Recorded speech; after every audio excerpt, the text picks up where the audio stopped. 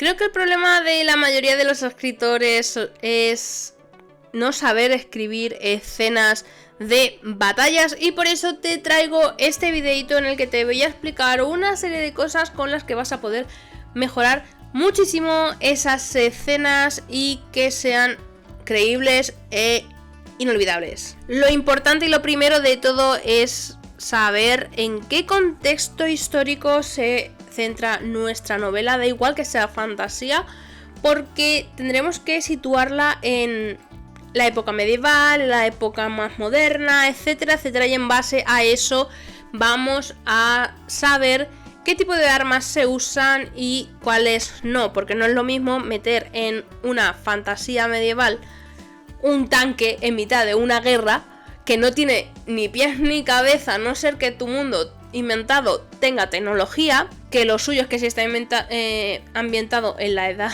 Media, pues lógicamente no tenga ese tipo de tecnología, por lo que un tanque ahí en medio no pintaría nada y no sería nada creíble. Que si me pones catapultas, ballestas, espadas, dragones, que sí será mucho más creíble. Así que lo primero va a ser situar el contexto histórico de nuestra novela para luego poder ver qué tipo de armas se utilizaban en esa época. Ahora ya entramos más en profundidad en el tema de la trama, y es que las batallas que creamos en nuestra historia tienen que tener casi el mismo peso o incluso un poquitín más que la trama en sí. Tienen que tener su propia historia. No me vale con que me queráis decir que el personaje A se pelea con el personaje B y ya está. No le deis un trasfondo. Es decir, ¿por qué motivo se están peleando? ¿Qué hay detrás de esa pelea y qué ha causado esa pelea? Lo normal en fantasía es que distintos reinos se peleen, luchen y confronten, pero ambos reinos tienen que tener una historia detrás de odio, de querer mandar uno sobre el otro, para que esa guerra se lleve a cabo, esa batalla se lleve a cabo, por lo que es importante que tú la tengas en cuenta. No hace falta que le cuentes absolutamente todos los detalles al lector, porque no, pero sí es necesario que tú los tengas. Apúntalos, anótalos, desarróllalo todo lo que puedas y luego solo muéstrale al lector la parte más importante, que es por qué se pelean. Pues yo que sé por qué uno quiere el oro del otro, por ejemplo, ¿vale? Así de sencillo, pero tú ya tienes que saber todo lo que ha habido detrás, y si le das al lector un poquito más de esa historia, lo va a agradecer y va a disfrutar muchísimo más de esa batalla, sin contar, por supuesto, la forma en la que vas a ir describiendo esa batalla, que luego entraré más en detalle. El tercer apartado es que tienes que conocer la economía de dichos, como he puesto los ejemplos de los reinos, pues de dichos reinos, porque dependiendo del dinero que tengan, pues así se van a poder permitir más armamento, un ejército mejor, comprar mercenarios, pagar la manutención de, lógicamente, de esos soldados, los alimentos, reponer armas, reponer soldados, enviar a donde sea que se declare la guerra, pues a esos soldados, y todo eso cuesta dinero. No es lo mismo un país rico, lo que se va a poder permitir un país rico, que lo que se va a poder permitir o no un país pobre. Así que todo esto son factores que juegan a favor o en contra de dichos reinos y a favor o en contra de tu propia historia, y la economía es algo muy importante, porque sin dinero, de alguna forma, pues lógicamente no se va a poder defender, ¿vale? Sin dinero no hay defensa en ese reino, y por lo tanto pues uno se le va a poder echar encima al otro. También es importante conocer el terreno donde se va a desarrollar la batalla o donde se desarrolla la historia en general, porque no es lo mismo luchar entre montañas que luchar en un en una zona más plana que hay mayor visibilidad. Vale, y también la movilidad va a ser mucho mejor en una zona llana que en una zona de montaña, con lo que conlleva pues desplazar todo el armamento, todo el ejército, etcétera, etcétera. Así que aquí mi recomendación es que te hagas un pequeño mapa, que no hace falta que te hagas un mapa súper profesional, detallado, con que te hagas un mapa en plan monigotes, súper rápido, mal, con las montañas así con forma de triangulitos y 4 árboles y demás. Te vale para hacerte una idea de si es una zona montañosa, si es una zona de playa, lo que quieras. Pero el mapita es súper importante para poder imaginarte la escena y tú saber más o menos situarla y cómo se va a ir desarrollando los acontecimientos dependiendo del lugar. Porque según la zona se pueden desarrollar ciertas tácticas de batalla, como son los cuellos de botella que se pueden utilizar en los desfiladeros de las montañas.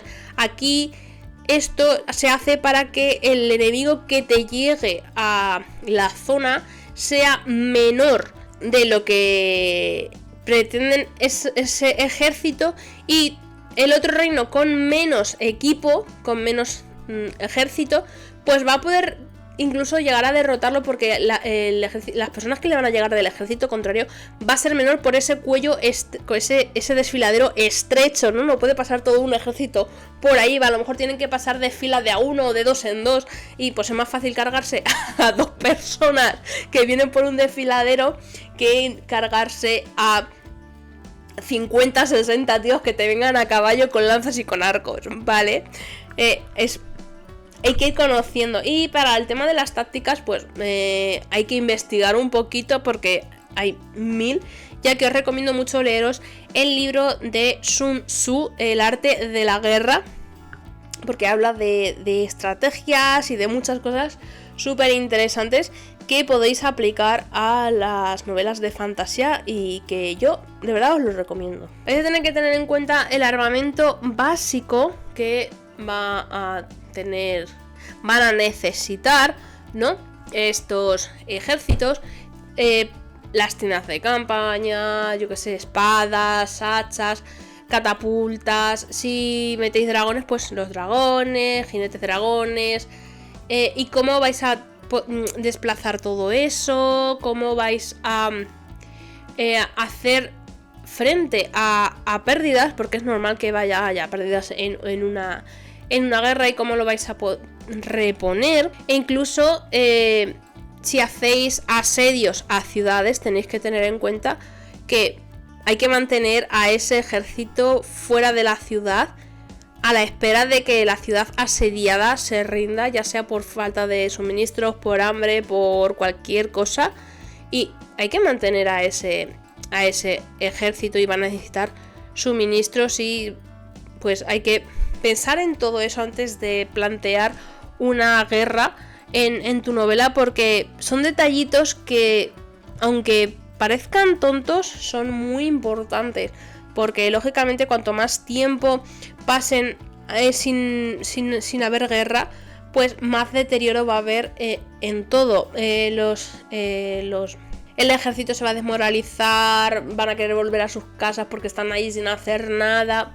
Hay que prever muchas cosas. Os voy a dar ahora mismo unas pequeñas pautas para que estas batallas tengan un poquito más de sentido. Antes de que te pongas a escribir sobre esa batalla, tienes que tener claro el número de personas que va a estar dentro del ejército. 100, 200, ¿de acuerdo? Tienes que saber de qué unidades se componen, cómo se van a mover, ya no solo de un punto A a un punto B, sino dentro de lo que es la batalla, que ahora te explicaré la composición básica de un ejército. Estamos aquí hablando de fantasía, pero que se puede aplicar también a cualquier otro ejército dentro del ámbito guerra. Tienes que definir los movimientos tácticos, es decir, cómo se van a mover dentro de esa guerra, que ya lo he dicho, pero que ahora os voy a explicar algunas opciones que tenéis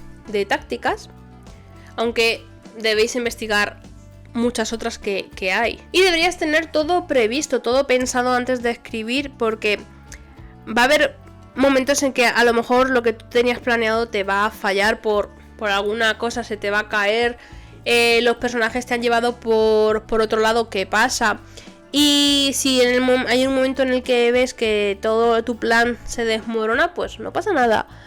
Prueba con otro y así hasta que encuentres algo que te funcione. Y la última cosita que os va a ayudar para las escenas de batalla es que escribáis frases cortas, que sean ágiles, rápidas, que no se vean interrumpidas por muchos diálogos de los personajes, porque a veces nos olvidamos de que están en mitad de una pelea y se ponen a hablar los personajes entre ellos, olvidándonos de que alrededor es un caos, olvidándonos de que alguien le puede disparar por la espalda al personaje y olvidándonos de todo esto. Así que los diálogos cuanto menos mejor, y si los tenéis que usar por alguna cosa, que sean necesarios. En la guerra, en las luchas, usar los sentidos de los personajes.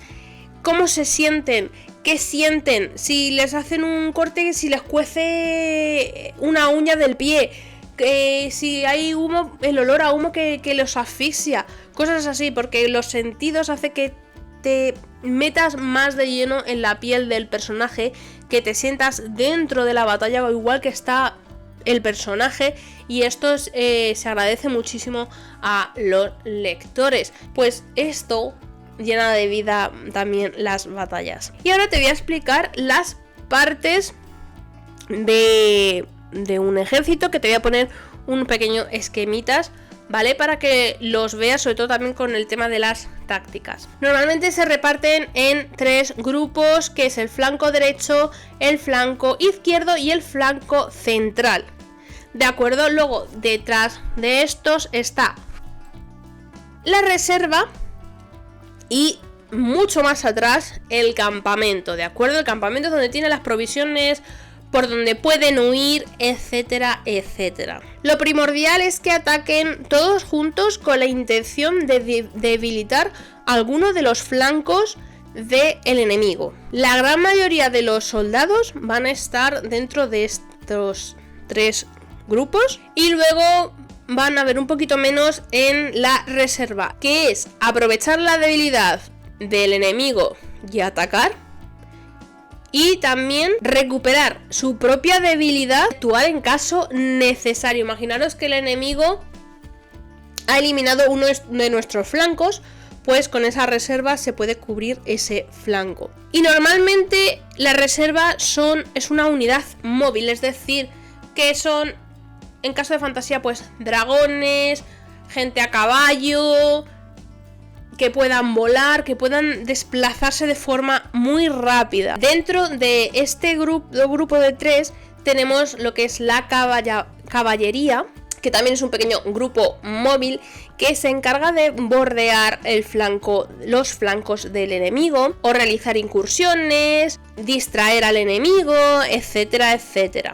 Y dentro de estos 3 grupos también está la infantería, que normalmente son usados para romper el equilibrio del enemigo. La infantería es gente de recursos bajos, son los que realmente van a dar la cara en la batalla, los que van a morir primero y los que no tienen ninguna recompensa en sí por honor, méritos y medallas al luchar, porque son los que son personas que están reclutadas obligatoriamente dentro de la guerra, o algún mercenario, y pues no tienen les da igual el honor o no, porque están ahí medio obligados. Una de las tácticas que más se suele usar es fingir que se tiene un flanco débil. Esto hará que el enemigo se vaya y se fije en ese flanco, intente destruirlo, pero en realidad nosotros lo reforzamos con la reserva,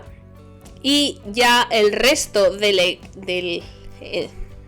ejército va a atacar a lo poco que queda del enemigo, que no se ha movido para atacar nuestro flanco.